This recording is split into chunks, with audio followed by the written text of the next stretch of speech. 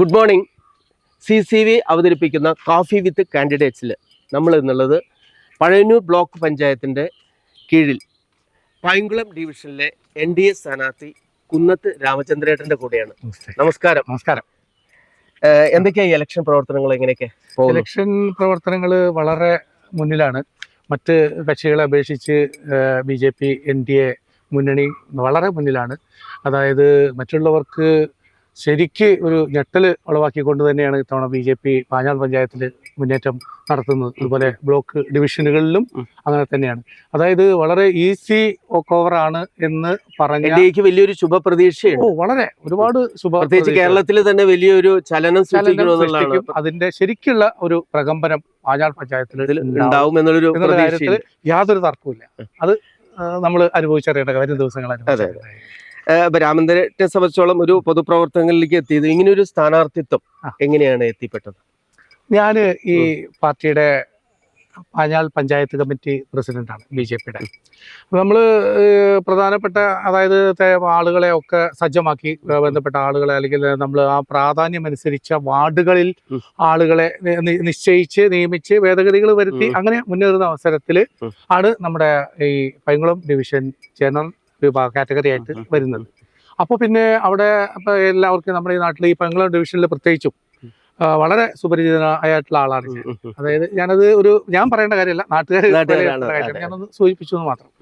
അപ്പോൾ ആ ഒരു ഉത്തമ വിശ്വാസത്തിലാണ് ഞാൻ ഇവിടെ പാർട്ടി എന്നെ അതിനുവേണ്ടി നിയോഗിച്ചു. ഞാനത് വളരെ സന്തോഷത്തോടു കൂടെ സ്വീകരിച്ചു. എന്തായാലും വളരെ എന്താ പറയുക, പ്രകൃതി രമണീയമായ ഒരു സ്ഥലമാണ്. താങ്കളുടെ വീടാണ് ഇവിടെ.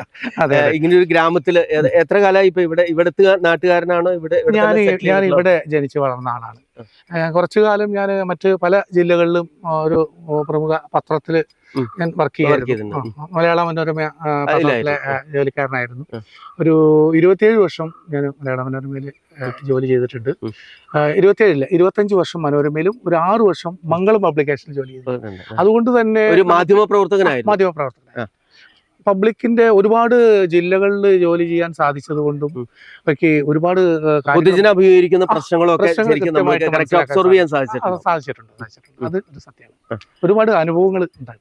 പിന്നെ ഈ ഒരു NDAയുടെ അല്ലെങ്കിൽ BJPയുടെ ഒരു രാഷ്ട്രീയ പാതയിലേക്ക് വരാൻ അതുപോലെ തന്നെ നമ്മുടെ തറവാട്ടിൽ നിന്നോ അല്ലെങ്കിൽ നമ്മുടെ വീട്ടിൽ നിന്നോ അതുപോലെ തന്നെ എങ്ങനെയാണ് ഇങ്ങനെ ഒരു NDA ആഭിമുഖ്യത്തിൽ ഉള്ള ഒരു ആശയവുമായി ബന്ധപ്പെട്ടുകൊണ്ട് അങ്ങയുടെ ഒരു പ്രവർത്തനം തുടങ്ങിയത്? അത് RSSലൂടെയാണോ അതുപോലെ തന്നെ ശാഖയിലൂടെ എങ്ങനെയായിരുന്നു? ചെറുപ്പകാലം മുതൽ തന്നെ അങ്ങനെ ഒരു വിദ്യാർത്ഥി രാഷ്ട്രീയ പ്രസ്ഥാനത്തിലൊക്കെ ഉണ്ടായിരുന്നു?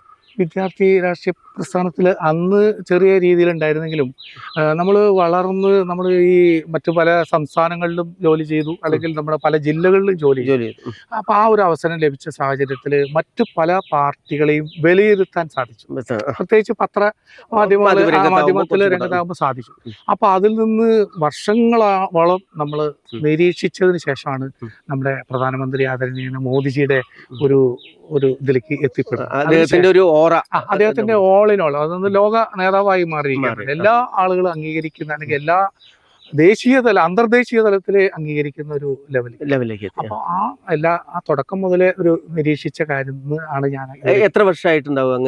ഞാൻ 97 അനുഭവിയായിട്ടും അതുപോലെ തന്നെ BJPയുടെ ഒരു ലീഡറുമായിട്ട് ഞാൻ ശക്തമായ ഒരു രാഷ്ട്രീയ, അതായത് ഒരു സജീവമായ രാഷ്ട്രീയ പ്രവർത്തനത്തിൽ 2010 ആണ് 15 മുതലാണ് കൂടുതൽ ഇറങ്ങിയത്. പക്ഷെ 97 കോട്ടയം ജില്ലയിൽ ജോലി ചെയ്യുന്ന സമയത്ത് അന്ന് അവിടുത്തെ എൻ്റെ ഒരു കുടുംബ സുഹൃത്ത് അവിടെ BJPയുടെ സ്ഥാനാർത്ഥി അന്ന് 97 സമയത്ത് ജയിച്ചിട്ടുണ്ടായിരുന്നു.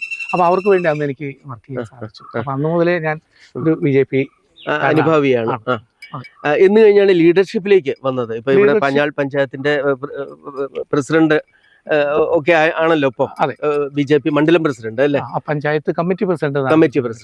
ഇങ്ങനെ ഒരു ലീഡർഷിപ്പിലേക്ക് വന്നത് എന്ന് മുതലാണ്? ലീഡർഷിപ്പ് ഇത് എൻ്റെ രണ്ടാമത്തെ ടൈമാണ്. ഇതിനു മുമ്പ് ഒരു 2-3 വർഷക്കാലം ഉണ്ടായിരുന്നു. ഇതെന്റെ രണ്ടാം ടൈമാണ്. അപ്പോൾ 2018-20 കാലഘട്ടത്തിലുണ്ടായിരുന്നു. പിന്നെ ഇപ്പോൾ വീണ്ടും ഒരു 6-7 മാസമായിട്ട് പുതിയ ഭരണസമിതി അതുവഴി വീണ്ടും താങ്കളെ ഞാൻ തെരഞ്ഞെടുത്തു. ഇപ്പൊ പാഞ്ഞാൾ പഞ്ചായത്തിനെ സംബന്ധിച്ചോളം പാഞ്ഞാൾ പഞ്ചായത്തിൽ BJPയുടെ സാന്നിധ്യം വളരെ ശക്തമായിട്ട് തന്നെ കഴിഞ്ഞ ഇലക്ഷൻ തൊട്ട് മുമ്പ് 3 വാർഡ് മെമ്പർമാരുണ്ടായിരുന്നു. കഴിഞ്ഞ വർഷം 2 മെമ്പർമാരായിട്ട് കുറച്ച് ചുരുങ്ങി. ഈ വർഷവും എങ്ങനെയാണ് നിങ്ങൾ വോട്ടർമാരെ അഭിമുഖീകരിക്കുന്നത്? എങ്ങനെയൊക്കെ ഒരു പ്രതീക്ഷ എത്രത്തോളം ഉണ്ട്? അതായത് കഴിഞ്ഞ 2020-25 കാലഘട്ടത്തിൽ BJP വളരെ നിസ്സാരമായ വോട്ടുകൾക്ക് 5-6 സീറ്റിൽ നമ്മൾ 2ാം സ്ഥാനത്താണ്. അപ്പോൾ അത് അന്നത്തെ 2020 നമുക്ക് ഇതേ അവസ്ഥയാണെങ്കിൽ നമ്മളിപ്പോൾ ഒരുപാട് നമ്മുടെ രാജ്യം മാറി, സംസ്ഥാനത്തിലെ രാഷ്ട്രീയം തന്നെ ഒരുപാട് മാറ്റം വന്നിട്ടുണ്ട്. അത്രമാത്രം ആളുകൾക്ക് മടുപ്പുളവാക്കിയിട്ടുണ്ട് എല്ലാ മേഖലകളിലും. ഏത് മേഖല എടുക്കുമ്പോൾ നമ്മൾ ഈ കാർഷിക മേഖല, അപ്പൊ നമുക്ക് ചുറ്റും ഈ കാണുന്ന കാർഷിക മേഖല എടുത്തു നോക്കാം. ഇതിപ്പോ ഒരു 4-5 വർഷമായി ഈ കൃഷി ചെയ്യാതെ തരിശായിട്ട് കിടക്കുകയാണ്. ഇതിന്റെ കാരണം എന്താണ്? ഇവിടെ ഈ മാറി നമ്മളിപ്പോ പഞ്ചായത്ത് ലെവലിൽ സംസാരിക്കുകയാണെങ്കിലും സംസ്ഥാന രീതിയിൽ സംസാരിക്കുകയാണെങ്കിലും ഏതെങ്കിലും ഒരു ഭരണസമിതി ഇത് എന്തുകൊണ്ട് ഈ കൃഷി ചെയ്യാതെ കിടക്കുന്നു, അല്ലെങ്കിൽ കൃഷിക്കാരുടെ പ്രശ്നം എന്താണ്? ഞാനൊരു കൃഷിക്കാരനാണ്, ഞാൻ നന്നായിട്ട് അധ്വാനിക്കുന്ന ആളാണ്. അപ്പോൾ ഇത് ചെയ്യാൻ മാർഗമില്ല. കാരണം നമ്മുടെ ഇവിടെ നിന്ന് നമ്മൾ ആ പൈങ്കുളം സെന്ററിൽ നിന്ന് നമ്മൾ നോക്കുകയാണെങ്കിൽ ഓരോ പാടശേഖരത്തിന്റെ പേരിലും റോഡുകൾ വെട്ടിയിട്ടുണ്ട്. പക്ഷെ ഈ ഒരു റോഡും കാർഷിക മേഖലയ്ക്ക് ആവശ്യമായ ഒരു പ്രയോജനവും ഇല്ലാത്ത രീതിയിലാണ്. ഇപ്പൊ ഈ റോഡ് കൂടെ പോകുമ്പോൾ നമുക്ക് ഇതിൽ വണ്ടി ഇറങ്ങില്ല, കൊയ്ത്ത് മിഷൻ വരില്ല, അതിൽ ഒരു റോഡ് കൂടിയും വരില്ല. വികസനം കൊട്ടിഘോഷിക്കുന്ന ഒരു പ്രവണതയാണ് നമ്മുടെ നാട്ടിൽ. ഞാൻ ഒരു രാഷ്ട്രീയ പാർട്ടിയും കുറ്റം പറയുന്നില്ല, പക്ഷെ വികസനം എന്ന് പറയുന്നത് കൊട്ടിഘോഷിക്കുക, അല്ലെങ്കിൽ നമ്മൾ മീഡിയയെ കൂടെ നമ്മൾ തള്ളിമറിക്കുക എന്നൊക്കെ പറയുമല്ലോ, ആ ഒരു പ്രവണതയാണ് കാണുന്നത്. അതിനോട് എനിക്ക് യോജിക്കുന്നു. കാരണം കാർഷികേതരമായിട്ടുള്ള ഒരു വലിയ വികസനം ഇവിടെ പഞ്ചായത്ത് ഭരണസമിതി ഇതുവരെ അങ്ങനെയുള്ള ഒരു പരിഗണന നൽകിയിട്ടില്ല എന്നുള്ളതാണ് താങ്കളുടെ ഒരു അഭിപ്രായം? തീർച്ചയായിട്ടും അത് LDF ആണെങ്കിലും UDF ആണെങ്കിലും അത് അംഗീകരിച്ചേ പറ്റുള്ളൂ, അല്ലെങ്കിൽ അവർ ചെയ്ത് കാണിക്കണം. അവർ ചെയ്ത ഒരു വികസനം, അതാണ് എനിക്ക് പറയാനുള്ളത്. ഈ പറയുന്ന ആളുകൾ ഇപ്പൊ ഞാൻ കഴിഞ്ഞ കുറെ ദിവസങ്ങളിൽ ഇങ്ങനെ കാണുന്നുണ്ട്, മീഡിയ കൂടെ കാണുന്നുണ്ട്, ഈ നമ്മൾ എന്തെങ്കിലും ചെയ്തു എന്ന് പറയുന്നത് അല്ലേ. അപ്പൊ നമ്മൾ ഉൾപ്പെടുന്ന ഈ സമൂഹം, ഞാൻ പറയേണ്ട കാര്യമില്ല, ഞാനല്ല പറയേണ്ടത്, പബ്ലിക്കാണ് പറയേണ്ടത്. ഇന്ന ആളാരാണ് അവരെന്താണ് ചെയ്യുന്നത്, പബ്ലിക്കാണ് പറയുന്നത്. ഇതല്ല, ഇവിടെ മത്സരിക്കുന്നവരും ആ രാഷ്ട്രീയ പാർട്ടികളുമാണ് പറയണത്. ഞാൻ അതാണ്, ഞാൻ ഇതാണ്, ഞാൻ അങ്ങനെ ചെയ്തു, ഞാൻ ഇങ്ങനെ ചെയ്തു. പക്ഷെ അത് ശരിയാണ്. ഇത് വിലയിരുത്തേണ്ടത് പബ്ലിക്കാണ്. അപ്പൊ അതൊക്കെ ആ വിലയിരുത്തലാണ് വോട്ടായിട്ട് മാറേണ്ടത്. അതാണ് ഞാൻ പറയുന്നത്. നമ്മുടെ നാട്ടില് നമ്മൾ അത് ചെയ്തു, ഇത് ചെയ്തു, ഞാൻ റോഡ് പണിതു, ഞാൻ കുളം വെട്ടി, ഞാൻ അത് ചെയ്തു, അല്ലെങ്കിൽ ആവശ്യമുണ്ടോ? ഇല്ലല്ലോ. നമ്മൾ കൃത്യമായിട്ട് ചെയ്യുക, നാട്ടുകാർ അത് വിലയിരുത്തി വോട്ട് ചെയ്യുക. അതാണ് BJPയുടെ ഒരു രീതി. പ്രത്യേകിച്ച് ഞാൻ അതിന്റെ ചുമതലക്കാരൻ നമ്മൾ അത് തന്നെയാണ് അവലംബിച്ചു പോകുന്നത്. എന്തെല്ലാമാണ് ഇപ്പൊ ഈ ഒരു വർഷം ഇപ്പൊ പാഞ്ഞാളിന്റെ വികസനവുമായി ബന്ധപ്പെട്ട് ഇപ്പൊ താങ്കൾ ബ്ലോക്ക് ഡിവിഷനിലാണെങ്കിൽ പാഞ്ഞാൾ പഞ്ചായത്തിനെ സംബന്ധിച്ച ചില വികസന ജനപ്രതിനിധിയായിട്ട് വരേണ്ടത് ഈ ബ്ലോക്കിന്റെ ഡിവിഷനിലാണ്. എന്തെല്ലാം വികസന കാഴ്ചപ്പാടുകളാണ് താങ്കൾക്കുള്ളത്? പ്രധാനമായിട്ട് ഞാൻ അത് ചോദിക്കുമോ ഇല്ലയോ എന്നൊരു ആശങ്ക ഉണ്ടായിരുന്നു.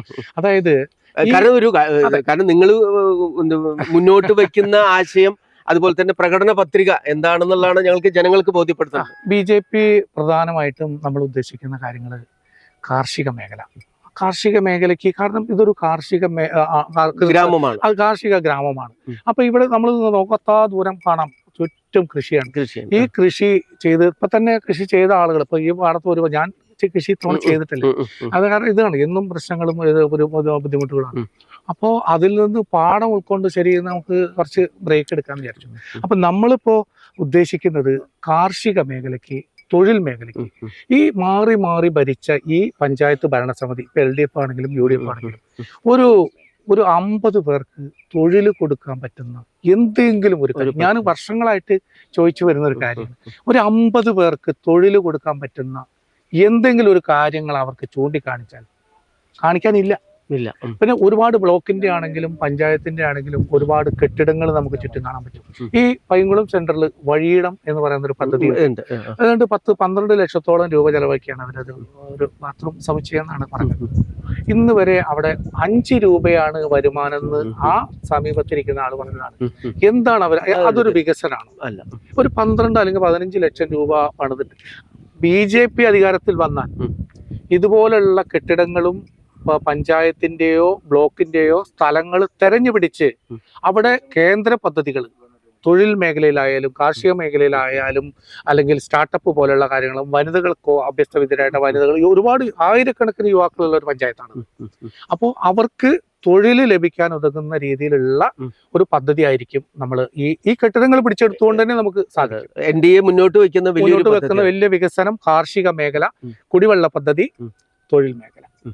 അതാണ് കാരണം ഇഷ്ടംപോലെ സ്ഥലങ്ങളും കെട്ടിടങ്ങളും ഇവിടെ ഉപയോഗശൂന്യമായിട്ട് കിടക്കുകയാണ്. വെറുതെ ഒരു ബിൽഡിംഗ് പണിതാൽ അതിന് 5 or 6 ഉദ്ഘാടനമാണെന്ന് കൂടെ നമ്മൾ ശ്രദ്ധിക്കേണ്ട കാര്യമാണ്. അപ്പൊ സമീപ അങ്ങനെ പരസ്യമായ ഒരു ആക്ഷേപം ആഗ്രഹിക്കാത്ത ആളാണ് എങ്കിൽ കൂടി പറയാണ്. ഒരു തൊട്ടപ്പുറത്ത് 1-2 സ്ഥാപനങ്ങളുണ്ട്. അവിടെ 3 മാസത്തിലൊരിക്കൽ ഉദ്ഘാടനങ്ങൾ നടക്കുന്ന സംഗതിയാണ്. അതായത് പബ്ലിക്കിന്റെ ഇടയിൽ പബ്ലിക്കിനെ തെറ്റിദ്ധരിപ്പിക്കാനായിട്ട് ഇങ്ങനെ ഇടയ്ക്കിടയ്ക്ക് ചെറിയ ചെറിയ പരിപാടികൾ ചെയ്യുക, അത് ഒരു ഉദ്ഘാടനമാക്കി മാറ്റുക, കണ്ണ് പൊടിയിടുക. അതെ, പച്ച മലയാളത്തിൽ പറഞ്ഞ കണ്ണ് പൊടിയിടുന്ന ഒരു പ്രവണതയാണ് ഇവിടെ ഈ കഴിഞ്ഞ LDF ഭരണസമിതിയും അതിനു മുമ്പ് ഭരിച്ച UDF ഇവർക്കൊന്നും ഒരു വികസനം എടുത്തു കാണിക്കാൻ ഇല്ല. ഉണ്ടെങ്കിൽ അവർ പറയട്ടെ, ഞങ്ങൾ ഇന്ന വികസനം ചെയ്തു, റോഡ് ചെയ്തു. അത് ഞാൻ ചോദിക്കട്ടെ, 100 കണക്കിന് കേന്ദ്ര പദ്ധതികൾ ഉണ്ടെന്നിരിക്കെ ഏതെങ്കിലും ഒരു പദ്ധതികൾ അവർ പഞ്ചായത്തിൽ നടപ്പിലാക്കണ്ടേ? ചില പദ്ധതികളൊക്കെ കേന്ദ്രം നേരിട്ട് നടത്തുന്നത് കൊണ്ട് അത് യാതൊരു ഇതുമില്ലാതെ കറക്റ്റായിട്ട് കർഷകരിൽ എത്തുന്നുണ്ട്. ഇപ്പൊ കാർഷിക മേഖലയെ കുറിച്ച് പറയുകയാണെങ്കിൽ പ്രധാനമന്ത്രിയുടെ 2000 രൂപ വീതം ഉള്ളത് കൃത്യമായിട്ട് അവരുടെ അക്കൗണ്ട്. അത് ഇനി ഇവിടുന്ന് അങ്ങോട്ട് പല പദ്ധതികൾ ആ രീതിയിൽ കൊണ്ടുവരണമെന്നാണ് BJP ആഗ്രഹിക്കുന്നത്. അപ്പോൾ ഇതിന്റെ ഇടനിലക്കാർക്ക് അതിന്റെ ക്രെഡിറ്റ് കിട്ടാതെ അതാണ് ആഗ്രഹിക്കുന്നത്. അതിന് നമ്മൾ കൂടുതൽ പ്രോത്സാഹനം നൽകും. കൂടുതലും ചോദിച്ച ചോദ്യത്തിന് കാർഷിക മേഖലയ്ക്കും തൊഴിൽ മേഖലയ്ക്കും കൂടുതൽ ഒരുപാട് കുടിവെള്ള പ്രശ്നമുണ്ട്. അതാണ് നാട്ടില് ആ കുടിവെള്ള പ്രശ്നത്തെ കുറിച്ച് ഒരു മെയിൻ്റെനൻസ് നടക്കത്തുന്ന നമ്മൾ യാത്ര ചെയ്യുമ്പോൾ കാണാം ഒരുപാട് പൈപ്പുകൾ പൊട്ടിക്കിടക്കുന്നുണ്ട്. ഈ പൈപ്പ് അതൊന്ന് വിളിച്ച് ബന്ധപ്പെട്ട ആളുകളെ അറിയിച്ചാൽ പോലും നടപടിയില്ല. അപ്പൊ മെയിൻ്റെനൻസ് എന്ന് പറയുന്നത് ഒരു ബിഗ് സീറോ ആണ്. അതാണ്. എന്നിട്ട് വെറുതെ ഇങ്ങനെ അത് ചെയ്തു ഇത് ചെയ്തു എന്ന് പറയുന്നത് മാത്രമേ ഉള്ളൂ. അതിനോട് BJPക്ക് ശക്തമായ എതിർപ്പുണ്ട്. അത് ഈ വരുന്ന പഞ്ചായത്ത് ഈ ത്രിതല പ്രതിഫലിക്കുന്നുള്ളതാണ് 100% പ്രതിഫലിക്കും. അതൊക്കെ ജനങ്ങളെ ബോധ്യപ്പെടുത്തുവാനും BJP ശ്രമിച്ചുകൊണ്ടിരിക്കുക. അതെ അതെ അതെ. ഇപ്പൊ ഇത് പ്രകൃതി രമണീയമായ ഒരു സ്ഥലം എന്നുള്ളത് പാഞ്ഞാളിനെ സംബന്ധിച്ചോളം എല്ലാവർക്കും ഭയങ്കര, കാരണം ലോകോത്തരമായിട്ട് അറിയപ്പെടുന്നതാണ് അതിരാത്ത ഗ്രാമം എന്നുള്ളതാണ് അറിയപ്പെടുന്നത്. അപ്പൊ പ്രത്യേകിച്ച് ഈ പൈതൃക സംരക്ഷണവുമായി ബന്ധപ്പെട്ടുകൊണ്ട് BJP വളരെയധികം പോയിന്റ് ഔട്ട് ചെയ്യുന്നതാണ് പല കാര്യങ്ങളിലും, പ്രത്യേകിച്ച് അമ്പലങ്ങളും അതുപോലെ തന്നെ കാവുകള്. മാത്രമല്ല ഇവിടെ ഒരുപാട് വാദ്യ കലാകാരന്മാര് ഒക്കെ വലിയ ഇങ്ങനത്തെ ഇവരുടെ ഈ പൈതൃക സംരക്ഷണത്തിനെ സംബന്ധിച്ച് പറയുകയാണെങ്കിൽ ഒരുപാട് കാഴ്ചപ്പാട് BJPക്ക് ഉണ്ടാവുമെന്നാണ് ഞാൻ വിശ്വസിക്കുന്നത്. അതുപോലെ തന്നെ കലാകാരന്മാര് ഒരുപാട് പേര് ഇവിടെയുണ്ട്. മദ്ദളം, ചെണ്ട, അതുപോലെ തന്നെ അതിൻ്റെതായ കലാ സാംസ്കാരിക മൂല്യം, അതുപോലെ തന്നെ ലൈബ്രറികൾ ഒക്കെ പാഞ്ഞാള് കിള്ളിമംഗലം ഒക്കെ ഭയങ്കരമായിട്ട് നല്ല രീതിയിൽ പ്രവർത്തിക്കുന്നുണ്ട്. ഇതിനെ സംബന്ധിച്ചിട്ടുള്ള ഒരു കാഴ്ചപ്പാടും വികസനം സംബന്ധിച്ച് എന്താണ് രാമചന്ദ്രേട്ടനോട് പറയുന്നത്? ഇത് നമുക്ക് പറയാനുള്ളത് ഇതൊക്കെ ഒരുപാട് വൈകിയെന്നാണ് പറയാനുള്ളത്. ഇത് BJP പാഞ്ഞാൾ പഞ്ചായത്തിൽ അധികാരത്തിൽ വന്നാൽ 100% ഇത് എഴുതി വെക്കാൻ നമ്മൾ തയ്യാറാണ്. ഈ കലാകാരന്മാരെ ഉൾപ്പെടുത്തിക്കൊണ്ട് വരും തലമുറയ്ക്ക് ഇപ്പം നമ്മൾ അവിടെ ഇവിടെയും ദൂര സ്ഥലങ്ങളിലൊന്നും പോകേണ്ട കാര്യമില്ല. നമ്മുടെ ഇവിടെ തന്നെ അതിൻ്റെ ഒരു സൗകര്യം ഏർപ്പെടുത്തി കൊടുത്താൽ പഞ്ചായത്തിന് ചെയ്യാവുന്നേ ഉള്ളൂ. എൻ്റെ ചില സുഹൃത്തുക്കൾ ഇവിടെ വീടുകളിൽ ചെയ്യുന്നു. അത് ഒന്നുകൂടെ ഒന്ന് സപ്പോർട്ട് ചെയ്ത് ഒന്ന് വിപുലീകരിക്കുകയാണെങ്കിൽ നമുക്കത് വലിയ ഒരു ദേശീയ അന്തർദേശീയ ലെവലിൽ നമുക്ക് ഉയർത്തിക്കൊണ്ടുവരാം. ആ ഒരു അതൊക്കെ നമ്മുടെ ആലോചനയിലുള്ള കാര്യമാണ്. നമ്മുടെ വികസന രേഖയിൽ അതെല്ലാം നമ്മൾ ഉൾപ്പെടുത്തിയിട്ടുണ്ട്. പിന്നെ നമ്മൾ വാഴാലിപ്പാടത്ത് ഇവിടെ ഈ പഞ്ചായത്തിൽ ഒരു സ്റ്റേഡിയമോ കുട്ടികൾക്ക് കളിക്കാനുള്ള സൗകര്യങ്ങളൊന്നുമില്ല. അതിന് നമ്മൾ കൂടുതൽ ഊന്നൽ കൊടുക്കുന്നുണ്ട്. വാഴാലിപ്പാടത്താണ് ഇപ്പോൾ നമ്മളിവിടെ ഒരു ചെറിയ ഗ്രൗണ്ട് ഉള്ളത്. അതൊക്കെ BJP അധികാരത്തിൽ വന്നാൽ അവിടെ നല്ല നമ്മളൊരു ഗാലറിയൊക്കെ പണിത്. വാഴാലിപ്പാട് എന്ന് പറഞ്ഞാൽ വലിയൊരു ട്രഡീഷണൽ ആയിട്ടുള്ള, കാരണം ഒരുപാട് സിനിമ ഷൂട്ടിങ്ങുകൾ നടക്കുന്നതാണ്. അതുപോലെ തന്നെ ഒരുപാട് എന്താ പറയുക ചിത്രീകരണങ്ങൾ എല്ലാം നടത്തുന്ന ഒരു വലിയ സാംസ്കാരിക കേന്ദ്രം കൂടിയാണ്. ഇതിന്റെയൊക്കെ വികസനം, അതുപോലെ തന്നെ ഭാരതപ്പുഴയുടെ തീരസംരക്ഷണം, അത് തുടങ്ങിയിട്ടുള്ള ഒരുപാട് കാര്യങ്ങൾ ഇതിനകത്ത് വർക്കൗട്ട് ചെയ്യാനുണ്ട്. ഇതെല്ലാം നമ്മൾ കേന്ദ്ര ഫണ്ടുകൾ അല്ലെങ്കിൽ കേന്ദ്രത്തിന്റെ മന്ത്രാലയവുമായി ബന്ധപ്പെട്ടുകൊണ്ടുള്ള പ്രവർത്തനങ്ങൾ BJPക്ക് നടത്തുവാനുള്ള ഒരു ആത്മവിശ്വാസമുണ്ട്. അത് നമ്മൾ ഇപ്പൊ ഈ ഭരണസമിതി ആവശ്യപ്പെടാഞ്ഞിട്ടാണ്. കേന്ദ്രത്തിന് ഇപ്പൊ ഇവിടെ അതൊന്നും ടൂറിസമായിട്ട് ബന്ധപ്പെട്ട് നമുക്ക് നോക്കാം. നമ്മൾ ഈ ഒരു പഞ്ചായത്തിലാണെങ്കിൽ തന്നെ, അല്ലെങ്കിൽ തൊട്ടപ്പുറം ഒരുപാട് സ്ഥലങ്ങൾ തരിശായിട്ട് കിടക്കുന്നുണ്ട്. അപ്പൊ ഈ തരിശൊക്കെ വിനിയോഗിക്കാൻ ഒരുപാട് അവസരങ്ങളുണ്ട്. പഞ്ചായത്തിന് പൈസ കൊടുക്കുന്ന കാര്യമില്ല. അപ്പൊ കേന്ദ്ര പദ്ധതികളിൽ ഊന്നിക്കൊണ്ട് ആണ് BJPയുടെ ഒരു മുന്നേറ്റം നമ്മൾ ഉദ്ദേശിക്കുന്നത്. അവരുടെ ഇൻവോൾവ്മെന്റും അവരുടെ ഫണ്ടുകളും ഇവിടുത്തെ പ്രവർത്തനങ്ങൾ നമ്മൾ ചോദിക്കാത്ത ഉണ്ടാവുന്നുള്ള ഒരു ഉറപ്പാണ് താങ്കൾക്ക്? ഉറപ്പായിട്ടും 100% കേന്ദ്ര പദ്ധതികൾ ഊന്നിക്കൊണ്ടും കേന്ദ്ര പദ്ധതികൾ നമ്മുടെ പഞ്ചായത്തിൽ നടപ്പിലാക്കാൻ തന്നെയാണ്. കാരണം നൂറുകണക്കിന് പദ്ധതികൾ ഉണ്ടെന്ന് നമ്മൾ മനസ്സിലാക്കിയിട്ടുണ്ട്. പക്ഷെ ഇവർക്ക് ഇവിടുത്തെ ആളുകൾക്ക് അത് ഭരണസമിതിക്ക് അത് അറിയാഞ്ഞിട്ടല്ല, അവർക്കതൊരു കുറച്ചിലായിട്ട് തോന്നുന്നത്. അതുകൊണ്ടാണ് അവർ നടപ്പിലാക്കാത്തത്. അവർക്കതൊരു ക്ഷീണമായിട്ട് ആയിരിക്കാം, അല്ലെങ്കിൽ എന്താണെങ്കിലും അത് നല്ലൊരു പ്രവണതയല്ല. എന്തായാലും നമുക്ക് ഒരുപാട് കാര്യങ്ങൾ ഇനിയും പറയാനുണ്ട്. കുറെ കാര്യങ്ങൾ താങ്കളുടെ ആശയങ്ങൾ പറഞ്ഞു. നമുക്കൊരു ചായ കുടിച്ചതിന് ശേഷം നമുക്ക് സംസാരിക്കാം. താങ്കൾ ഈ പൈങ്കുളം ഡിവിഷനിലെ ബ്ലോക്ക് തല സ്ഥാനാർത്ഥിയാണ്. അപ്പൊ നമുക്ക് ബ്ലോക്ക് തലത്തിലുള്ള ഒരു ഏകോപിച്ച പ്രവർത്തനങ്ങളിൽ ഇവിടെയുള്ള വികസനങ്ങൾ എങ്ങനെ നമുക്ക് നടത്താനാവും എന്നുള്ളതാണ് താങ്കളുടെ ഒരു കാഴ്ചപ്പാട്? അല്ല, ഇവിടെ ഞാൻ കുറച്ചു മുമ്പ് പറഞ്ഞ പോലെ പ്രധാനമായിട്ട് ഉദ്ദേശിക്കുന്നത് ഈ പാഞ്ഞാൾ പഞ്ചായത്തും സമീപ പഞ്ചായത്തുകളിലും കുടിവെള്ളക്ഷാമം വളരെ രൂക്ഷമായിട്ടുള്ള ഒരു സംഭവമാണ്. അപ്പോൾ ഇവിടെ നമുക്ക് വെള്ളം സുലഭമായിട്ട് കിട്ടുന്ന ഇഷ്ടംപോലെ ഭാരതപ്പുഴയുണ്ട്. അപ്പോൾ ഈ ഭാരതപ്പുഴയെ വേണ്ട രീതിയിൽ സംരക്ഷിക്കാനോ അത് പ്രയോജനപ്പെടുത്താനായിട്ട് ഇവിടുത്തെ അവർ ശ്രമിച്ചിട്ടില്ല. ഇവിടുത്തെ ഭരണകർത്താക്കൾ ഇപ്പോൾ ഭരിക്കുന്നവർ, ഇതിനു മുമ്പ് ഭരിച്ചവർ അത് ശ്രമിച്ചിട്ടില്ല. എന്തൊക്കെയോ ചെയ്തെന്ന് അല്ലെങ്കിൽ ആളുകളുടെ കുറച്ച് മുമ്പ് പറഞ്ഞ പോലെ കണ്ണിൽ പൊടിയിടാൻ വേണ്ടി ചില കാര്യങ്ങൾ ചെയ്യണം, പക്ഷെ അത് ഫലവത്താവുന്നില്ല. ശരി, ആ തടയണ ഒരു കുറച്ച് കാര്യങ്ങൾ ചെയ്തു, പക്ഷെ അത് തകർന്നു തരിപ്പണമായിട്ട് വർഷങ്ങളായില്ലേ. അപ്പോൾ അതിനൊക്കെ മുൻതൂക്കം കൊടുത്തുകൊണ്ട് അമൃത് സരോവർ പദ്ധതിയിൽ ഉൾപ്പെടുത്തിക്കൊണ്ട് കേന്ദ്ര ഗവൺമെന്റിന്റെ അമൃത് സരോവർ പദ്ധതിയിൽ ഉൾപ്പെടുത്തിക്കൊണ്ട് പാഞ്ഞാൾ പഞ്ചായത്തിലെ കുളങ്ങൾ, ജലസംഭരണികൾ നമ്മളത് സംരക്ഷിക്കും. അതിനകത്ത് നമ്മൾ കുറേ സംഗതികൾ നമ്മളത് നോട്ട് ചെയ്തിട്ടുണ്ട്, കുറേ കുളങ്ങൾ ഒക്കെ നോട്ട് ചെയ്തിട്ടുണ്ട്. പിന്നെ ഇതിലൊരു കൂളിത്തോട് പോകുന്നുണ്ട്. ഈ കൂളിത്തോടിന്റെ പല ഭാഗത്തും ജനങ്ങൾക്ക് കാട് കയറിയിട്ട് ഇറങ്ങാൻ പറ്റുന്നില്ല. ഈ പറയുന്ന ഭരണസമിതിക്കാർ സ്ഥിരം യാത്ര ചെയ്യുകയും അല്ലെങ്കിൽ മറ്റേ പല കാര്യങ്ങൾക്കും ചെയ്യുന്ന കാര്യം അതിലിപ്പം സഞ്ചരിക്കുന്ന ആളുകൾ ഇവരാരും ശ്രദ്ധിച്ചിട്ടില്ല. അപ്പോൾ ഭാരതീയ ജനതാ പാർട്ടി ഈ കൂളിത്തോടിൻ്റെ പല ഭാഗങ്ങളിലായിട്ട് നമ്മുടെ പൊതുജനങ്ങൾക്ക് ഒരു കടവുകൾ നിർമ്മിച്ചു കൊടുക്കാനായിട്ട് ഒരു ഇത് ചെയ്തിട്ടുണ്ട്. കുളങ്ങൾ നവീകരിക്കും, നല്ല രീതിയിൽ തന്നെ നവീകരിക്കും. അതുപോലെ ഈ കൂളിത്തോട് നമ്മളവിടെ ചീർപ്പ് എന്ന് പറയുന്ന സ്ഥലമുണ്ട്. അവിടെ കുറേ കൂടെ ആധുനികമായിട്ടുള്ള വെള്ളം തടഞ്ഞു നിർത്താനുള്ള സംവിധാനങ്ങൾ നമ്മൾ ഏർപ്പെടുത്തും. അതുപോലെ തന്നെ കടവുകൾ അവിടെ ആയിട്ട് കുറെ കടവുകൾ നിർമ്മിക്കാനായിട്ട് നമ്മൾ ഉദ്ദേശിക്കുന്നുണ്ട്. അത് നമ്മൾ ഈ ഭാരതീയ ജനതാ പാർട്ടി അധികാരത്തിൽ വന്നാൽ നമ്മൾ അതൊക്കെയാണ് മെയിനായിട്ട്. പിന്നെ ഈ സ്റ്റാർട്ടപ്പുകൾ, നിർമ്മാണ യൂണിറ്റുകൾ, തൊട്ടപ്പുറത്തൊരു ഖാദി ബോർഡുണ്ട്. എനിക്കറിയാം, നമ്മുടെ അവിടെ ഒരു ഖാദി ഇന്ന് വരെ ഒരു ഇവിടെ അതൊക്കെ വളരെ സങ്കടകരമായ ഒരു കാര്യങ്ങളാണ്. നമ്മുടെ നാട്ടില് ഇവർക്ക് MLA ഉണ്ട്, അവർക്കെന്നല്ല നമുക്ക് എല്ലാവർക്കും കൂടിയാണ്. അപ്പോൾ ഇടതുപക്ഷ ജനാധിപത്യ മുന്നണിക്ക് ഇവിടെ MP ഉണ്ട്, MLA ഉണ്ട്, ഭരണ സംവിധാനങ്ങളുണ്ട്, പഞ്ചായത്ത് ഭരണമുണ്ട്, എല്ലാം ഉണ്ട്. എന്നിട്ട് പോലും പബ്ലിക്കിനെ വെല്ലുവിളിച്ചുകൊണ്ട്, പബ്ലിക്കിനെ, പാവപ്പെട്ട ജനങ്ങളെ പറഞ്ഞ് കബളിപ്പിച്ചാണ് ഓരോ വർഷവും. ഇപ്പൊ തന്നെ ഞാൻ അതിലേക്കൊന്നും കിടക്കുന്നില്ല. ഇപ്പൊ തന്നെ ഈ പെൻഷൻ കാര്യങ്ങളൊക്കെ നമുക്കറിയാം. ഇത് എത്ര കാലം ഇത് മുന്നോട്ട് പോകും? ഇപ്പൊ തന്നെ നമ്മുടെ സംസ്ഥാനം എത്ര ലക്ഷം കോടി കടമാണ്? 6 ലക്ഷം കോടിയിലധികം കടന്നാണ് ഇപ്പൊ കഴിഞ്ഞ ഇത് എവിടെ ചെന്ന് നിൽക്കും? അപ്പം ഇത് ഒരു ദീർഘവീക്ഷണം ഇല്ലായ്മയാണ്. എന്തൊക്കെയോ കാട്ടിക്കൂട്ടുന്നു. അല്ലെങ്കിൽ ഈ പാവപ്പെട്ട ജനങ്ങളെ എത്രത്തോളം കാലം പറഞ്ഞു പറ്റിക്കാൻ പറ്റും? അതാണ് നമ്മൾ ശ്രദ്ധിക്കേണ്ടത്. അതൊന്നും ഇന്നല്ലെങ്കിൽ നാളെ മറ്റു പല സംസ്ഥാനങ്ങളിലും ഇവർക്ക് ഈ ഒരു ഇപ്പോഴത്തുള്ള ഈ ഒരു അവസ്ഥയിലേക്ക് എത്താൻ കാരണം ഈ നിലപാടുകളാണ്, ഈ ദീർഘവീക്ഷണം ഇല്ലായ്മയാണ്. അതുകൊണ്ടാണല്ലോ ഇപ്പൊ എവിടെയുണ്ട് ആകെ CPM എന്ന് പറയുന്നത് കേരള സംസ്ഥാനത്ത് മാത്രമല്ലേ ഉള്ളൂ. UDF ആണെങ്കിൽ അല്ലെങ്കിൽ കോൺഗ്രസ് ആണെങ്കിൽ കുറഞ്ഞു വരുന്നു.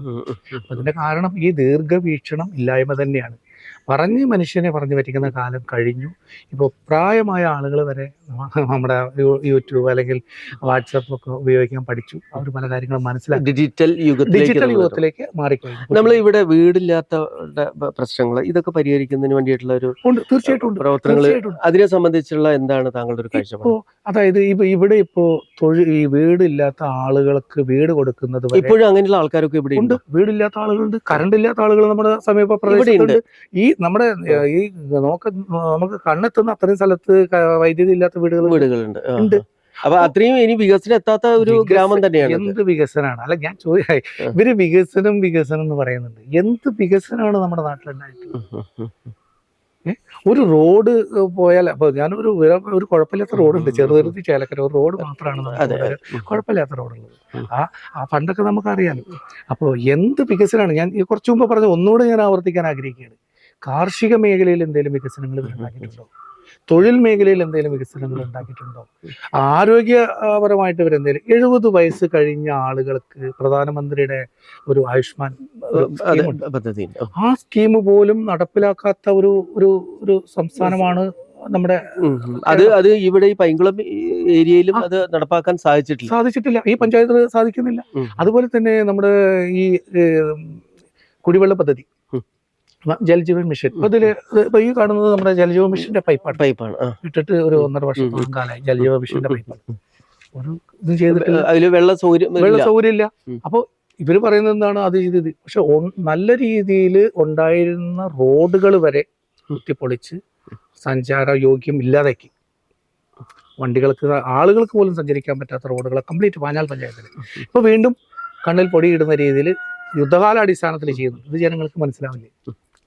അപ്പൊ ഈ കുടിവെള്ള പദ്ധതിക്ക് വേണ്ടി, ജൽജീവൻ മിഷന് വേണ്ടി കേന്ദ്രം കൊടുക്കാനുള്ള ഫണ്ട് കൊടുത്തിട്ടുണ്ട്, പക്ഷെ വേണ്ട വിധം പ്രയോജനപ്പെടുത്തിയില്ല. അപ്പൊ ഫണ്ട് വക മാറ്റി ചെലവഴിക്കുക. അതുപോലെ തൊഴിലുറപ്പ് മേഖലയിലായാലും ഫണ്ട് മറ്റ് നിർമ്മാണ മേഖലയിലേക്ക് വിനിയോഗിക്കുന്ന ഒരു അവസ്ഥ പല ഭാഗത്തും കാണാൻ സാധിക്കും. ആരോഗ്യ മേഖലയുമായി ബന്ധപ്പെട്ടിട്ട് ഇവിടുത്തെ വികസന തീർച്ചയായും BJP അധികാരത്തിൽ വന്നാൽ ഇവിടെ 70 വയസ്സ് കഴിഞ്ഞ ആളുകൾക്ക് ഇൻഷുറൻസ് ഏർപ്പെടുത്തുന്ന കാര്യത്തിൽ പ്രത്യേക പരിഗണന സെൻട്രൽ ഗവൺമെന്റ് അത് നമ്മൾ അവരുടെ ശ്രദ്ധയിൽ കൊണ്ടുവരും. അത് നമ്മൾ 100% നടപ്പിലാക്കാൻ നമ്മൾ 100% ശ്രമിക്കും, നടപ്പിലാക്കുക തന്നെ ചെയ്യും. അത് യാതൊരു സംശയമില്ല. എന്തായാലും ആ ഒരു ഉറപ്പ് NDAക്കും അതുപോലെ തന്നെ രാമേന്ദ്രൻ ഇത് നയിക്കുന്ന, പ്രത്യേകിച്ച് ഇവിടുത്തെ മണ്ഡലം പ്രസിഡന്റ് കൂടിയാണ്. അപ്പൊ NDAയുടെ ഒരു വിജയം ഉറപ്പാക്കുക എന്നുള്ളത് താങ്കളുടെ വലിയൊരു എന്താ പറയുക ലക്ഷ്യമാണ്. NDAയിലെ മറ്റ് നേതാക്കന്മാരുമായിട്ടുള്ള ബന്ധങ്ങളും എങ്ങനെയൊക്കെയാണ്? അതായത് ഞാൻ കേന്ദ്ര സംസ്ഥാന നേതാക്കളൊക്കെ ആയിട്ട് വളരെ അടുത്ത ബന്ധം. പലരും പല ആവശ്യങ്ങൾക്ക് വരുമ്പോൾ നമ്മളിവിടെ വരാറുണ്ട്. അല്ലെങ്കിൽ ഈ പഞ്ചായത്തിൽ എവിടെ വന്നാലും നമ്മൾ അതിന് വേണ്ടുന്ന സൗകര്യങ്ങളൊക്കെ ചെയ്തു കൊടുക്കാറുണ്ട്.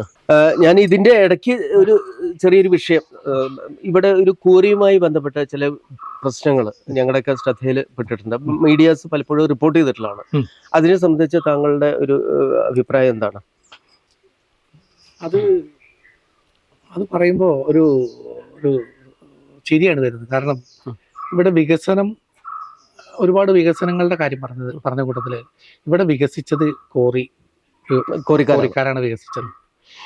ഇതുപോലെ ഇവിടെ ഒരുപാട് അപകടാവസ്ഥയിലുള്ള പല കോറികളുണ്ട്. ഇപ്പൊ കഴിഞ്ഞ ദിവസം തന്നെ പല ഭാഗത്തും അനിഷ്ട സംഭവങ്ങൾ ഒരുപാടുണ്ടായി. ഇവിടെ ചേലക്കരയിൽ ഒരു ഉണ്ടായി. അതുപോലെ ഇപ്പൊ ഇവിടെയൊക്കെ എപ്പോ വേണമെങ്കിൽ സംഭവങ്ങൾ ഉണ്ടാവാം. വേറൊരു ചൂരൽമല ആവർത്തിക്കാനൊക്കെ സാധ്യതകൾ കാണുന്നുണ്ട്. ഈ കോറിക്കെതിരെ അല്ലെങ്കിൽ ഈ കോറികൾക്കെതിരെ അവരെ സഹായിക്കുക എന്നല്ലാതെ അതിനെതിരെ രംഗത്ത് വരാൻ ഇവിടെയുള്ള ഭരണ സംവിധാനം തയ്യാറായിട്ട് LDF ആവട്ടെ UDF അവർക്ക് ഒത്താശ ചെയ്ത് കൊടുക്കുക. അതിനെതിരെ രംഗത്ത് വന്ന ഒരാളാണ് ഞാൻ മാത്രമാണ്. അവിടുത്തെ പ്രദേശവാസികളുടെ ആവശ്യം പരിഗണിച്ച്, ആവശ്യമല്ല അവരുടെ ജീവന്റെ പ്രശ്നമാണ്. അവിടെ ക്ഷേത്രമുണ്ട്, ക്ഷേത്രത്തിന്റെ പ്രശ്നമുണ്ട്, ആളുകളുടെ പ്രശ്നമുണ്ട്. ആ മണ്ണ് ഇടിഞ്ഞു വീണ ഒരുപാട് വീടുകൾക്ക് നാശനഷ്ടങ്ങൾ സംഭവിക്കാം. അപ്പൊ അതിനെതിരെ നാട്ടുകാരുടെ ആവശ്യാനുസരണം ഒരു ഇന്റരീം സ്റ്റേ ഫയൽ ചെയ്ത് ഞാനാണ്. ഇവരാരും ചെയ്തിട്ടില്ല. 3 പോയിന്റുകളാണ് അതിൽ പറഞ്ഞത്. 3 പോയിന്റുകളാണ് പ്രധാനമായിട്ട്. നമുക്കൊരു കോറി സ്റ്റോപ്പ് ചെയ്യുക എന്നുള്ളത് നമ്മുടെ ലക്ഷ്യമല്ല, പക്ഷെ അത് സാധിക്കാം. നിയമപരമായിട്ട് പ്രവർത്തിക്കുന്നത് പ്രത്യേകിച്ച്. പക്ഷെ ഒരുപാട് മാനദണ്ഡങ്ങൾ പാലിച്ചുകൊണ്ട് പറയാൻ പറ്റുള്ളൂ. ആ സമയത്ത് വാഹനങ്ങൾ ഓടരുത്, ആ മല നീക്കം ചെയ്യണം, പിന്നെ ഓവർലോഡ്. ഈ 3 പോയിന്റുകൾ ചൂണ്ടിക്കാണിച്ചുകൊണ്ടാണ് നമ്മളത് ഇന്റരീം സ്റ്റേ നമ്മൾ അതിലുള്ളത്. അത് BJP മാത്രമാണ് അവരെ സപ്പോർട്ട് ചെയ്യാനായിട്ട് വന്നിട്ടുള്ളത്. അതൊക്കെ അവർക്ക് സപ്പോർട്ട് ചെയ്തിട്ടുള്ളത്. അതുപോലെ വികസന രീതിയിൽ ഒരു കാര്യം പറയാൻ വിട്ടുപോയത്, ഇവിടെ തൊട്ടപ്പുറത്ത് ഒരു 200-300 മീറ്റർ മാറിയാൽ പൂർവികരെ, എന്റെയൊക്കെ അച്ഛന്റെ അമ്മ അതുപോലെയുള്ള ആളുകളെ അടക്കം ചെയ്തൊരു സ്ഥലമുണ്ട്. നമ്പറം എന്ന് പറയുന്ന സ്ഥലമുണ്ട്. ഭാരതപ്പുഴ തീരാണ്. വളരെ നല്ല ഒരു സ്ഥലമാണ്. ആ സ്ഥലത്ത് പഞ്ചായത്തിന്റെ വേസ്റ്റ് സംഭരണ കേന്ദ്രമായി മാറ്റിയിരിക്കുകയാണ്. ശ്മശാനത്തിന്റെ ഒരു ഭാഗത്ത് ഇത് ചെയ്യണം. പക്ഷേ നമ്മൾ ഇവര് പറയുന്ന നമ്മൾ മനസ്സിലാക്കേണ്ട ഒരു കാര്യം, ഭാരതപ്പുഴ ഒരു നമ്മുടെ ഞാൻ പറഞ്ഞല്ലോ, പാഞ്ഞാൾ പഞ്ചായത്തും സമീപ പ്രദേശങ്ങളൊക്കെ ആ ഭാരതപ്പുഴയിൽ വെള്ളം ആശ്രയിച്ച് ഇവിടെ ഈ ഡംപ് ചെയ്യുന്ന ഈ വേസ്റ്റ് സാധനങ്ങളും മഴക്കാലത്ത് ഈ വെള്ളം ഒഴുകിയാണ് ഈ ഭാരതപ്പുഴയിലേക്ക് ഇറങ്ങുന്നത്. ഇത്രയും ആരോഗ്യ പ്രശ്നങ്ങൾ ഉണ്ടാവുന്ന ഒരു സ്ഥലമാണ്. നമുക്ക് വേസ്റ്റ് സംസ്കരണ പ്ലാന്റ് ആവശ്യമാണ്, പക്ഷെ കുറെ കൂടെ വേറെ എവിടെയെങ്കിലും കുറെ കൂടെ നല്ല സ്ഥലങ്ങൾ നോക്കി അത് മാറ്റി സ്ഥാപിക്കണം എന്നാണ് എനിക്ക് പറയാനുള്ളത്. BJP അധികാരത്തിൽ വന്നാൽ ഉറപ്പായിട്ടും അത് നമ്മൾ പ്രവർത്തിച്ച് കാണിക്കും. കാരണം ഭാരതപ്പുഴയിലേക്ക് ഇതിന്റെ ഈ അവശിഷ്ടങ്ങളും അല്ലെങ്കിൽ ഈ മറ്റേ മാരകമായിട്ടുള്ള ഈ അണുക്കളൊക്കെ ഇറങ്ങി വരാതിരിക്കാനായിട്ട് നമ്മൾ അത് അവിടുന്ന് മാറ്റി വേറെ കുറെ കൂടെ സുരക്ഷിതമായ സ്ഥലത്തേക്ക് തീർച്ചയായും നല്ലൊരു വിഷനാണ്. അത് ജനങ്ങളുടെ ശ്രദ്ധയിൽ അത് പെടുത്തുക പലതവണ പെടുത്തിയിട്ടും പ്രയോജനം ഉണ്ടായിട്ടില്ല. അല്ല, നടപടികൾ എടുക്കുന്നില്ല. അതായത് ഞാൻ പറഞ്ഞ പോലെ ഒരു വിഷനും ഇല്ല മിഷനും ഇല്ല, രണ്ടുമില്ല. അതുകൊണ്ടാണ് അങ്ങനെയൊക്കെ സംഭവിക്കുന്നത്. BJP ശക്തമായിട്ടുള്ള ഒരു ഇത് വരും. അതുകൊണ്ട് പൊതുജനങ്ങൾ ഇത് മനസ്സിലാക്കി BJPക്ക് അനുകൂലമായ നടപടി എടുത്താൽ BJP ഒപ്പുണ്ടാവും. BJP പലതും ചെയ്ത് കാണിക്കുന്നതാണ്. അപ്പൊ ആ ഒരു എന്താ പറയണ്ട ആത്മവിശ്വാസം തരത്തിലും ഉണ്ട്. അപ്പൊ മാത്രമല്ല കേന്ദ്ര ഫണ്ടുകൾ ഇനിയും കൂടുതൽ ജനങ്ങളിലേക്ക് എത്തക്കത്ത രീതിയിലുള്ള പ്രവർത്തനമായിരിക്കും 100% ഒരു NDA സ്ഥാനാർത്ഥി എന്നുള്ള രീതിയിൽ ജനങ്ങളുടെ മുന്നിൽ വെക്കുന്നത്. അത് ഈ വികസന പ്രവർത്തനങ്ങൾ ഏകോപിപ്പിച്ചുകൊണ്ട് അത് മാക്സിമം ഫണ്ട് എടുത്തുകൊണ്ട് ജനങ്ങൾക്ക് വേണ്ട ഉപകാരം, ഇപ്പൊ ജലസേചന സംബന്ധിച്ചും വയോജനങ്ങളെ സംബന്ധിച്ചും അതുപോലെ തന്നെ എഡ്യൂക്കേഷൻ, ആരോഗ്യ സംബന്ധമായ കാര്യങ്ങളെല്ലാം തന്നെ നടപ്പാക്കാനുള്ള ഒരു നല്ലൊരു വിഷൻ താങ്കളുമായിട്ടുള്ള ഇത്രയും ഉള്ള സംസാരത്തിൽ എനിക്ക് മനസ്സിലാക്കാൻ സാധിച്ചിട്ടുണ്ട്. മിഷനും നമുക്കുണ്ട്, വിഷനും മിഷനും ഉണ്ട്. അതെ, ഇവിടെ ഈ ഭരിക്കുന്ന ആളുകൾക്ക് ഇത് രണ്ടുമില്ല. ഇപ്പൊ പൊതുവുള്ള ഒരു കാഴ്ചപ്പാട്, ഇപ്പൊ ഇരു മുന്നണികളും NDAനെ അതുപോലെ തന്നെ BJPനെ അകറ്റി നിർത്തുന്ന ഒരു സ്വഭാവമാണ് കാണുന്നത്. ഇതിനെ സംബന്ധിച്ച് താങ്കളുടെ ഒരു അഭിപ്രായം? അതിൽ നിന്നെല്ലാം മാറ്റം ജനങ്ങളിലെല്ലാം കാണാനുണ്ടോ? തീർച്ചയായിട്ടും, പ്രത്യേകിച്ച് കേരളത്തിൽ ഉണ്ട്. ഇപ്പൊ നമ്മുടെ പഞ്ചായത്ത് പ്രബുദ്ധ കേരളം എന്ന് മറ്റു പലരും മാധ്യമങ്ങൾ അങ്ങനെയാണ് കൊട്ടിഘോഷിക്കുന്നത്. അപ്പൊ BJPനെ അകറ്റി നിർത്തിയാൽ അത് പ്രബുദ്ധരായി എന്നുള്ള ഒരു ധാരണയാണ് സാധാരണ ജനങ്ങൾക്ക് കൺവേ ചെയ്യുന്നത്. അതിനെ സംബന്ധിച്ച് താങ്കൾ മാത്രമല്ല താങ്കൾ ഒരു മാധ്യമ പ്രവർത്തനം കൂടിയായിരുന്നു ഒരു കാലം. അതെ, ഇതൊരു വെറും വ്യാമോഹം മാത്രമാണ്. അതാ ഞാൻ കുറച്ചും പറഞ്ഞ പോലെ ഈ പാവപ്പെട്ട ജനങ്ങളെ എത്രമാത്രം പറഞ്ഞ് പറ്റിക്കാൻ പറ്റും. അത് പല മേഖലയിലും മാറ്റം വന്നിട്ടുണ്ട്. പിന്നെ നമ്മുടെ പാഞ്ഞാൾ പഞ്ചായത്തിൽ നോക്കിയാൽ സാധിക്കും, BJP ശക്തമായി മുന്നേറുന്ന സ്ഥലങ്ങളിൽ ഒരു അഡ്ജസ്റ്റ്മെന്റ് രാഷ്ട്രീയം ഈ കഴിഞ്ഞ ദിവസങ്ങൾ പ്രകടമായിട്ട് പല വാർഡുകളിലും. അപ്പോൾ അത് BJPയെ ഭയന്നുകൊണ്ട് തന്നെയാണ്. അല്ലെങ്കിൽ അവർക്ക് അതിനനുസരിച്ച സ്ഥാനാർത്ഥികളെ നമുക്ക് നിർത്തുകയോ അല്ലെങ്കിൽ അവർ കുറെ കൂടെ മെച്ചപ്പെടുത്താൻ സാധിക്കും. അപ്പൊ ഇവർ തമ്മിൽ ഓൾറെഡി ഒരു അണ്ടർസ്റ്റാൻഡിങ് ഇവിടെ വന്നു. പക്ഷെ അതൊന്നും BJPക്ക് ഒരു പ്രശ്നമേ അല്ല. BJP നിർത്തിയിരിക്കുന്നത് വളരെ ശക്തനായിട്ടുള്ള ആളുകളെ തന്നെയാണ്. എല്ലാ വാർഡുകളും 18 വാർഡിലും BJP സ്ഥാനാർത്ഥികളെ നിർത്തിയിട്ടുണ്ട്. അത് നമ്മൾ ഒരു ലക്ഷ്യമുണ്ട്. ആ ലക്ഷ്യത്തിലെത്താൻ BJPക്ക് കഴിയും എന്നുള്ള കാര്യത്തിൽ ഇനി ഇവർ രണ്ടുപേരും ഒന്നായാൽ പോലും നമ്മൾ ആ ശക്തമായ മുന്നേറ്റം നടത്തും എന്ന് തന്നെയാണ് എൻ്റെ ഒരു ഉത്തമമായ വിശ്വാസം. തീർച്ചയായും ആ ഒരു ആത്മവിശ്വാസം താങ്കളുടെ പ്രതിനിധാനം ചെയ്യുന്ന NDAക്കും ഉണ്ട് എന്നുള്ള ഒരു എന്താ പറയണ്ട ആത്മവിശ്വാസത്തിലൂടെ മുന്നേറും. ഒരു കാര്യം കൂടെ പറഞ്ഞു നിർത്താം. അതായത് ഇനി ഒരു 5 വർഷം കഴിഞ്ഞ് വരുമ്പോൾ താങ്കൾ തന്നെ വരട്ടെ എന്നാണ് ഞാൻ ആഗ്രഹിക്കുന്നത്. ഈ പറഞ്ഞ കാര്യങ്ങൾ BJP അധികാരത്തിൽ വന്നാൽ ഇത് നമ്മൾ അതൊരു മാതൃകയായിട്ട് കാണിക്കാൻ, ഒരു മാതൃകാ ഗ്രാമമായിട്ട് അത് ഉറപ്പ് നമുക്ക് തീർച്ചയായിട്ടും. താങ്കൾ ഈ പഞ്ചായത്തിന്റെ ഒരു പ്രസിഡന്റ് കൂടിയാണ്. പഞ്ചായത്തിന്റെ അല്ല, BJP പ്രതിനിധാനം ചെയ്യുന്ന ആ ഒരു കമ്മിറ്റിയുടെ പ്രസിഡന്റ് കൂടിയാണ്. പഞ്ചായത്തിൽ എത്രത്തോളം നമുക്കൊരു വിജയ പ്രതീക്ഷയുണ്ട്? കഴിഞ്ഞ പ്രാവശ്യം 2, അതിനു മുമ്പ് 3. അപ്പൊ നമ്മൾ എന്താ പറയണ്ട ഒരു സിഗ്നേച്ചർ ഇട്ട് കഴിഞ്ഞു, അക്കൗണ്ട് തുടങ്ങി. ഇത്തവണ അക്കൗണ്ട് എത്രത്തോളം നമുക്ക് ഒരു ഭരണ പ്രതീക്ഷ? പാർട്ടിയുടെ ഒരു പ്രധാനപ്പെട്ട ഒരു പ്രതീക്ഷയും നമ്മുടെ ഒരു വിശ്വാസവും കഴിഞ്ഞ 2020 നടന്ന തെരഞ്ഞെടുപ്പിലെ ഞാൻ പറഞ്ഞല്ലോ 5 or 6 സീറ്റിൽ ചെറിയ വോട്ടുകൾക്കാണ് 2 അക്കത്തിലൊക്കെയാണ് മിക്കവാറും 2 അക്കത്തിൽ താഴെ ഉള്ള വോട്ടിനാണ് പരാജയപ്പെട്ടത്. 10 വോട്ടിന് 8 വോട്ടിന് ഇങ്ങനെയുള്ള വോട്ടിനാണ് തോറ്റുള്ളത്. ആ ഒരു ബലവും ഇപ്പോൾ ഉള്ള ഈ മാറി വന്ന ഈ രാഷ്ട്രീയ സാഹചര്യം പറയാം, ഞാൻ കുറച്ചു മുമ്പ് പറഞ്ഞ പോലെ എല്ലാ മേഖലകളിലും വൻ പരാജയമാണ്. വെല്ലുവിളിയാണ്, പൊതുജനങ്ങളെ വെല്ലുവിളിച്ചുകൊണ്ട് എന്താ കൂട്ടിയാൽ പറ്റും ആ രീതിയിലുള്ള ഒരു ഭരണ സംവിധാനം സംസ്ഥാന ലെവലിലും പഞ്ചായത്ത് ലെവലിലൊക്കെ നടക്കുന്നത്. എല്ലാ സ്വച്ഛന പക്ഷപാതം, അഴിമതി ഒക്കെയാണ് നടക്കുന്നത്. ഇതൊന്നും ചോദ്യം ചെയ്യാൻ ആളില്ല. അപ്പോൾ BJPക്ക് പഞ്ചായത്ത് ഭരിക്കാൻ ആവശ്യമായ ഒരു ഭൂരിപക്ഷം കിട്ടും എന്ന് തന്നെയാണ് ജനഹിതം അതിന് അനുകൂലമാണ്. ഞാൻ അവസാനമായിട്ട് നമ്മുടെ കിള്ളിമംഗലം അതുപോലെ തന്നെ കീഴിലം ഭാഗത്ത് എല്ലാം തന്നെ നമ്മൾ പരമ്പരാഗത തൊഴിലാളികളായിട്ടുള്ള മൺപാത്ര തൊഴിലാളികൾ ഇവരുടെ ഒരു വിഷയം വലിയൊരു പ്രശ്നമായിട്ട് പലപ്പോഴും ചർച്ച ചെയ്യാറുണ്ട്. അതുപോലെ തന്നെ കൊട്ടനെയ്ത്ത് പോലുള്ള ഇവരുടേതായ തൊഴിൽ സംരക്ഷണവും അവരുടെ വിപണന സാധ്യതകളും മുൻനിർത്തിക്കൊണ്ടുള്ള ഒരു പ്രവർത്തനം കാരണം അത് ജനങ്ങൾ എപ്പോഴും അല്ലെങ്കിൽ അവരുടെ പ്രതിനിധികൾ വരെ എന്നോട് സംസാരിക്കാറുണ്ട്. അതിനെ സംബന്ധിച്ച് BJPക്ക് വരെ ഞാൻ നമ്മളിത് കൺക്ലൂഡ് ചെയ്യുന്നതിന് മുമ്പ് അതും കൂടെ പറഞ്ഞു നിർത്തിയാലേ പാഞ്ഞാളിനെ കുറിച്ച് പൂർണ്ണമാവുള്ളൂ. അതെ, അത് ഞാൻ അതുമായിട്ട് ഈ കഴിഞ്ഞ ഒരു 3 ദിവസം മുമ്പ് ഒരു സംഭവം ഉണ്ടായി. 11ാം വാർഡ് ചെറങ്കോണം ഭാഗത്ത് ഈ മൺപാത്ര നിർമ്മാണം ചെയ്യുന്ന ഒരു 15ഓളം കുടുംബങ്ങളുണ്ട്.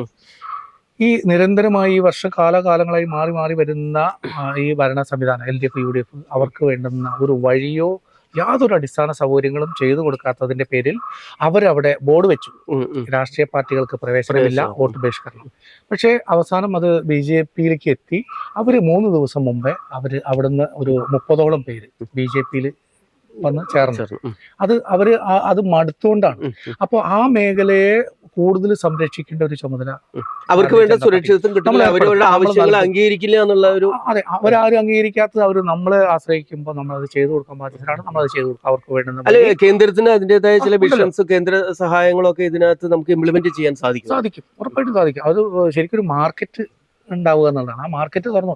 ഇപ്പൊ നമ്മൾ നോർത്തിൽ അവിടെ ഇവിടെയൊക്കെ പോയാൽ കാണാം, ചായ കൊടുക്കുന്നത് വരെ ഗ്ലാസ് ഇതൊന്നും ഇവിടെ ഉള്ള ഈ ഭരണ സംവിധാനം അതിനെ പ്രോത്സാഹിപ്പിക്കാത്തത് കൊണ്ടാണ് ഇങ്ങനെ ഒരു പ്രശ്നങ്ങൾ. അതുപോലെ തന്നെ ഇവിടെ വേറൊരു കാര്യം ഞാൻ പറഞ്ഞല്ലോ, ഇതൊക്കെ ഇന്നത്തെ അനന്ത സാധ്യതയുള്ള ഒരു യൂണിറ്റുകളല്ലേ.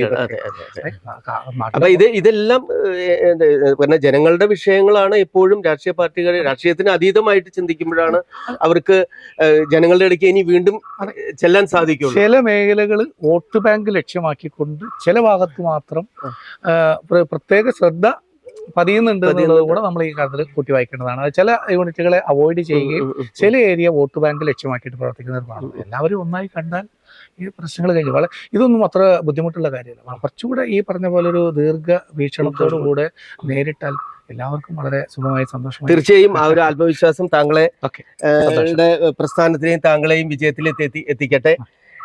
കൂടിയാട്ട ഗ്രാമമായിട്ടുള്ള പൈങ്കുളത്തിന് ഞങ്ങൾ വിട പറയുകയാണ്. CCVയുടെ ഈ ഒരു അധ്യായം ഇവിടെ പൂർണ്ണമാകുന്നു. രാമേന്ദ്രേട്ടൻ്റെ കൂടെ ഞങ്ങൾ കുറച്ചു നേരം ചെലവഴിക്കാൻ സാധിച്ചതിൽ വളരെയധികം സന്തോഷം. നാളെ ഇതേ സമയം ഞങ്ങൾ മറ്റൊരു അതിഥിയുമായിട്ട് എത്തുന്നതായിരിക്കും. കോഫി വിത്ത് കാൻഡിഡേറ്റ് ഇവിടെ പൂർണ്ണമാകുന്നു. Good bye.